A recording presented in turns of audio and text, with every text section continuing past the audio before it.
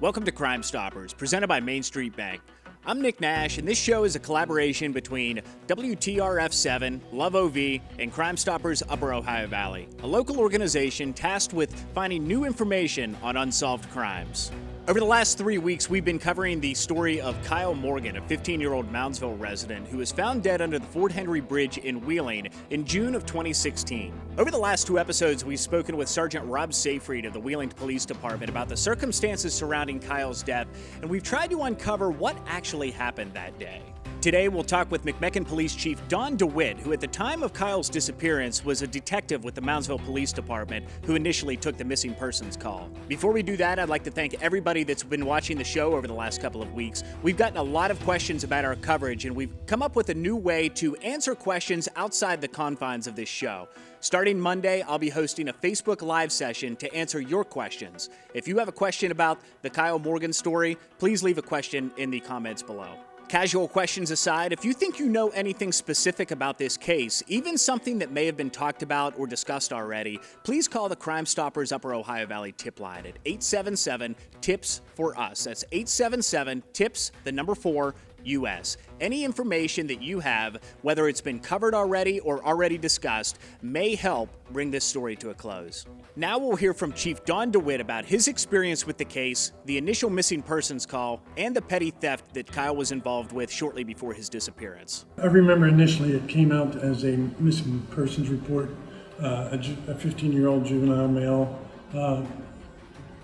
didn't come home, and the father reported him missing, which is not really unusual. We didn't think it was unusual at the time because it happens quite frequently. And then as time went on, you become more and more concerned. The parents were concerned, of course, and then we find that they had found the remains under the bridge in Wheeling, and then it became a homicide.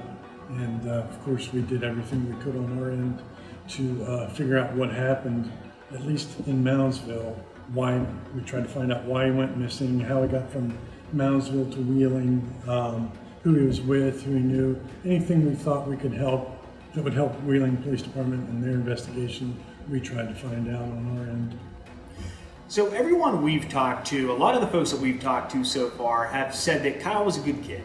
He wasn't into too much trouble. He was a pretty good student at John Marshall, played football, had a pretty good reputation, but we understand he was mixed up in a little situation that maybe there were never any charges brought near the time that he tried to leave Moundsville. What do you know about that? I know it's been a while, but I believe it was a minor theft that he was concerned about, and we know from the investigation that he wanted to leave town and wanted to go back to Kentucky. We don't believe the offense was serious, and it wasn't serious enough for anybody to file any type of charge or investigation, but we know he was worried about something. After the investigation started with the Wheeling Police Department, there came to light the information about Kyle hitching a ride to Wheeling with the grandmother of a friend. Were you involved in that investigation at all into this woman? Yeah, it was Sharon Leach, that was her name. She had a grandson staying with her, and we believe Kyle made the arrangements to go from Moundsville to Wheeling through her grandson.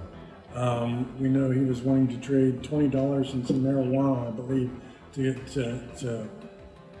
basically purchase this trip to Wheeling. Not that that's any indication of what happened to him, that's just what he did. Now, we interviewed her, of course, extensively, and the grandson, and she never really gave us a reason why she didn't tell us immediately once it was found that he was murdered in Wheeling, why she didn't come out with the information. Other than she said, I didn't think it was relevant or important. And here we wasted several man-hours trying to find out what happened and how he ended up in Wheeling. Was she ever considered a serious suspect in his death? No. You don't believe that she was involved in any way? No. I believe all she did was give him the ride and failed to give us the information that would have advanced the investigation quicker. So is the story that when she dropped him off in Wheeling, he left his cell phone in the car, she found it the next day, realized he was missing and freaked out? She didn't find it. I believe the grandson found it. Okay. And he freaked out, and according to the girl, her grandson's girlfriend, I know it gets a little convoluted there, he freaked out and said, "Oh my God, we got his phone," and chucked it over the hill. We don't believe he was involved as well. He was polygraphed. He passed the test, the polygraph test as well. I believe we did all we could on our end and found that how he got to Wheeling, and that's where everything stops basically, is in Wheeling. We know he got dropped off, but we don't know where he went, who he was with, who was around. We don't even have any video footage, to my knowledge, of anything from Wheeling with all the stores and stuff out there. So that's where the mystery basically begins there for us at the time, like what happened. After speaking with multiple law enforcement officers across multiple departments, we've covered most of the major details in Kyle's death, but there are still a few major questions that remain unanswered. The biggest question is, what happened to Kyle between the time he arrived in Wheeling and the time his body was found? We'll discuss that question in next week's final episode in our coverage of the Kyle Morgan case. Crime Stoppers is presented by Main Street Bank, a production of WTRF7, Love OV, and Crime Stoppers Upper Ohio Valley. If you have any information about this or any other case in the Upper Ohio Valley, please call the Crime Stoppers tip line at 877-TIPS-4US. That's 877-TIPS, the number 4, US. Any information that you have, small or large, or even if you think it's insignificant, could help close up these stories.